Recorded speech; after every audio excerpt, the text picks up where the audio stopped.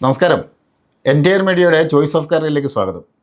ഒരു ബിൽഡിങ്ങിൻ്റെ നിർമ്മാണത്തിൽ ഇന്ന് ആളുകൾ ഏറ്റവും കൂടുതൽ ബുദ്ധിമുട്ടുന്നത് ബിൽഡിംഗ് മെറ്റീരിയൽ കിട്ടാൻ വേണ്ടിയാണ്.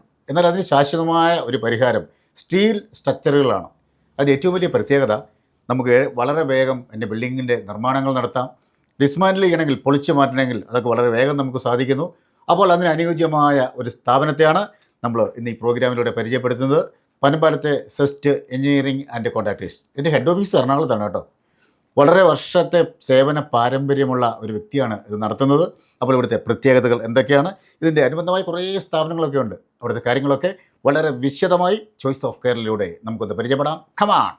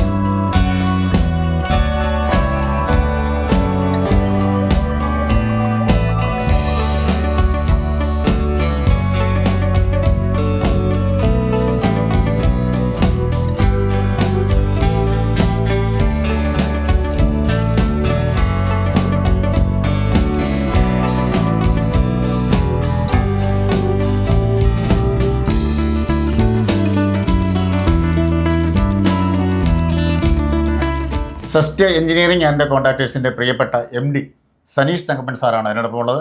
സാറിൻ്റെ ഈ പ്രോഗ്രാമിലേക്ക് നമുക്ക് സ്വാഗതം ചെയ്യാം. നമസ്കാരം. സെസ്റ്റ് എഞ്ചിനീയറിംഗ് ആൻഡ് കോൺട്രാക്ടേഴ്സ് ശരിക്കും നമ്മൾ സ്റ്റീൽ ബിൽഡിങ്ങുകളുടെ നിർമ്മാണത്തിലാണ് പ്രാവീണ്യം നേടിയത്. ഇത് എത്ര നാളായി സാർ തുടങ്ങിയിട്ട്? ഞാൻ തുടങ്ങിയിട്ട് 2013 സ്റ്റാർട്ട് ചെയ്തതാണ്. 2013 സ്റ്റാർട്ട് ചെയ്ത് സനീഷ് മെറ്റൽസ് എന്ന് പറഞ്ഞിട്ട്, സനീഷ് ഇൻഡസ്ട്രീസ് എന്ന് പറഞ്ഞിട്ട് സ്ഥാപനമായിരുന്നു എൻ്റെ ഫാദറായിട്ട് സ്റ്റാർട്ട് ചെയ്തത്. അത് ഞാൻ ഷിപ്പ് യാർഡിലും റിഫൈനറിലും ഒക്കെ വർക്ക് എടുത്ത് ഇതായി കഴിഞ്ഞപ്പോഴത്തേന് സെസ്റ്റ് എഞ്ചിനീയേഴ്സ് ആൻഡ് കോൺട്രാക്ടേഴ്സ് എന്ന് പറഞ്ഞിട്ട് ഒരു സ്റ്റീൽ സ്ട്രക്ചറൽ ബിൽഡിംഗ് ചെയ്യുന്ന ഒരു സ്ഥാപനമാക്കി അതിനെ മാറ്റി. ഈ ഒരു മേഖലയിലേക്ക് കടന്നു വരാനുള്ള ഒരു പ്രചോദനം, ബേസിക്കലി സാറ് ഒരു എഞ്ചിനീയറാണ് എന്നറിയാം, എന്തായാലും ഈ ഒരു മേഖലയിലേക്ക് കടന്നു വരാനുള്ള കാരണം എന്താണ്? സ്റ്റീൽ ബിൽഡിങ്ങിനാണ് ഇപ്പോൾ സ്കോപ്പ് മൊത്തം. കാരണം നമ്മൾ വളർന്നുകൊണ്ടിരിക്കുന്ന ഇന്ത്യയിൽ ആണ് കൂടുതലും സ്റ്റീൽ ബിൽഡിങ്ങുകളാണ് വരുന്നത്. അപ്പോൾ സ്ട്രക്ചറൽ ബിൽഡിങ്ങിൽ ഇപ്പം കൊമേഴ്ഷ്യൽ ബിൽഡിംഗ് ആണെങ്കിലും റെസിഡൻഷ്യൽ ബിൽഡിംഗ് ആണെങ്കിലും നമുക്ക് എത്രയും പെട്ടെന്ന് പണി തീർക്കാനും വളരെ ഫാസ്റ്റ് മൂവിങ് ആയിട്ട് പണി തീർക്കാനും വളരെ ഫിനിഷിങ്ങോട് ലൈഫ് ലോങ് നിൽക്കാനും പറ്റിയത് സ്റ്റീൽ ബിൽഡിങ്ങുകളാണ്. ഏകദേശം നമ്മൾ എത്ര ബിൽഡിങ്ങുകൾ ഇപ്പോൾ നിർമ്മിച്ചിട്ടുണ്ടാവും?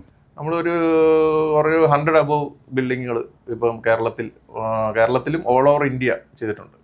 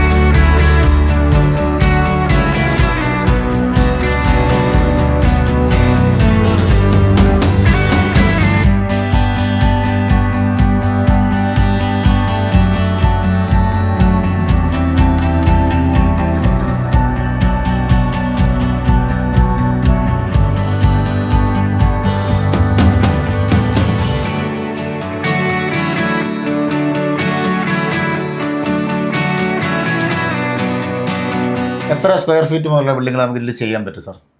നമുക്ക് 100 സ്ക്വയർ ഫീറ്റ് മുതൽ 1,00,000 സ്ക്വയർ ഫീറ്റ്, 2,00,000 സ്ക്വയർ ഫീറ്റ് എത്ര വേണമെങ്കിലും നമുക്ക് ചെയ്യാൻ പറ്റും.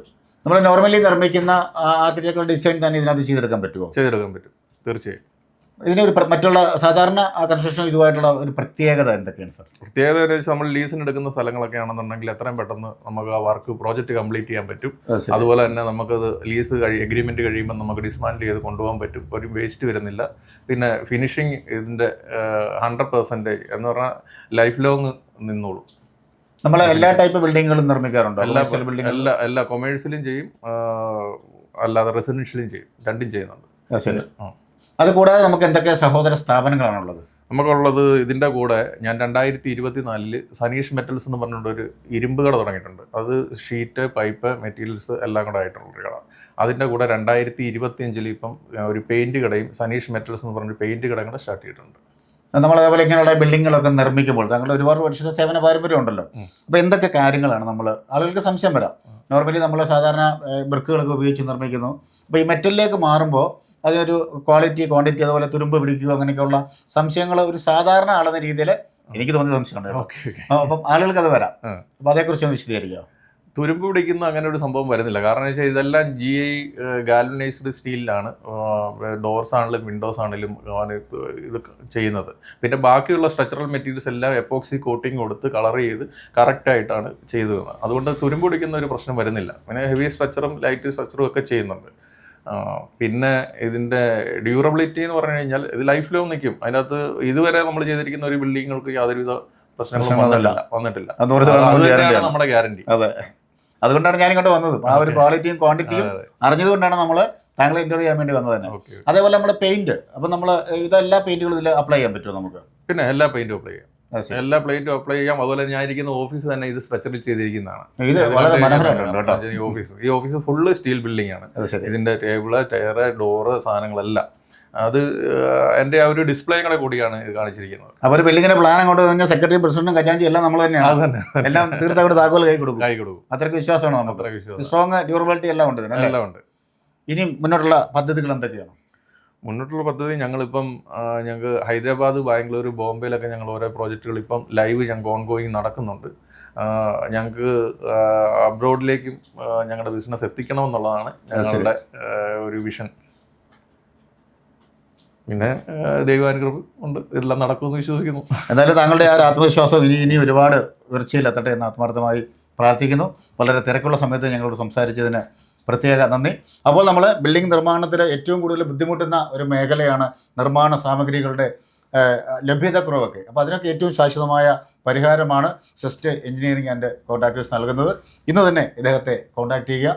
പുതിയ നിർമ്മാണ പ്രവർത്തനങ്ങൾ നടത്തുന്ന പ്രിയപ്പെട്ട സനീഷ് സാറിനൊപ്പം സൈനിങ് ഓഫ് ഷിയാദ് ചങ്ങനാശ്ശേരി.